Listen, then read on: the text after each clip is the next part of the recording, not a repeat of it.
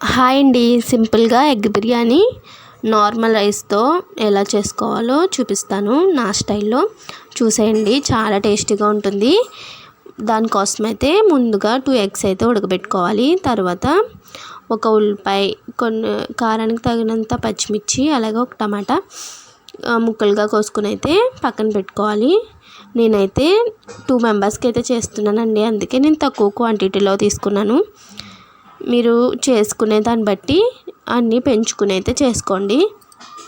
నా వాయిస్ అయితే సరిగ్గా రావట్లేదు, కొంచెం ప్లీజ్ అర్థం చేసుకోండి. ఇంకైతే ఒక బాండి పెట్టుకుని ఆయిల్ వేసుకుని అందులో కొద్దిగా పసుపు వేసుకుని ముందుగా ఎగ్స్ అయితే ఫ్రై చేసుకోవాలి.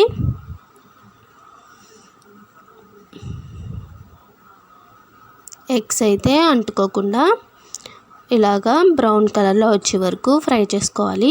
ఫ్రై చేసుకున్న తర్వాత అందులోకి చీరకులుగా పెట్టుకున్న పచ్చిమిర్చి, టమాటో, అలాగే ఆనియన్ కూడా వేసుకుని ఫ్రై చేసుకోవాలి.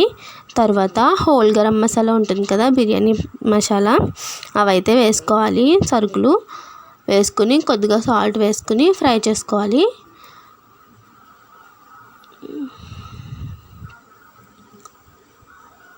బాగా స్మూత్గా అయితే మగ్గించుకోవాలండి. అవైతే మగ్గిన తర్వాత కొద్దిగా అల్లం వెల్లుల్లి పేస్ట్ వేసుకుని మగ్గించుకోవాలి.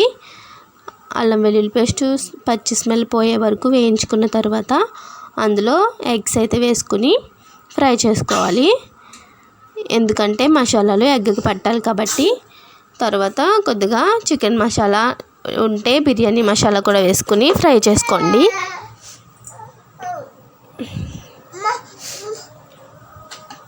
ఫ్రై చేసుకున్న తర్వాత ఎగ్స్ని సపరేట్ చేసేయాలండి. సపరేట్ చేసేసి మనం ఏ గ్లాస్తో అయితే బియ్యం తీసుకున్నామో ఆ గ్లాస్తో 2 గ్లాసెస్ వాటర్ అయితే వేసుకోవాలి. వేసుకున్న తర్వాత కొంచెం బాగా తిప్పుకొని సాల్ట్ని అడ్జస్ట్ చేసుకుని అవి ఒక మూత పెట్టుకుని బాగా మరిగేంత వరకు ఉంచుకోవాలి. తర్వాత అయితే బియ్యం అయితే వేసుకోవాలి. బియ్యం వేసుకున్న తర్వాత కొద్దిగా కొత్తిమీర కూడా వేసుకుని హై ఫ్లేమ్లో కొని మగ్గించుకోవాలి. తర్వాత బిర్యానీ అయితే ఇలా రెడీ అవుతుంది. లాస్ట్లో 2 ఎగ్స్ అయితే ఇంకా అందులో పెట్టేసుకుని కొత్తిమీరతో గార్నిష్ చేసుకుంటే ఎంతో టేస్టీ అయిన బిర్యానీ అయితే రెడీ అయిపోతుంది.